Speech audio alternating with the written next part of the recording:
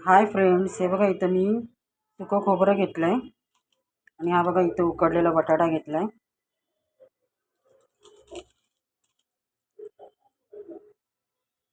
एक मोठा मी उकडलेला बटाटा घेतलाय। सुकं खोबरं अर्धा तुकडा घेतलाय मी।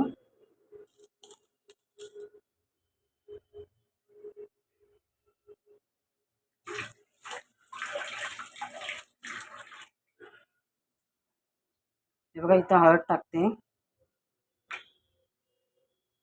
मिरची पावडर, मीठ टाकते चवीनुसार।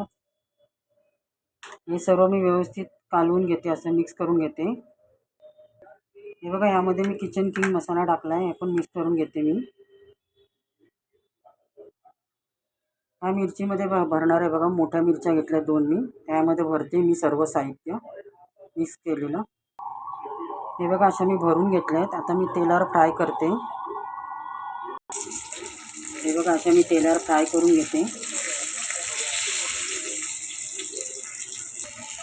हे बघा मी पलटी करून घेतल्या।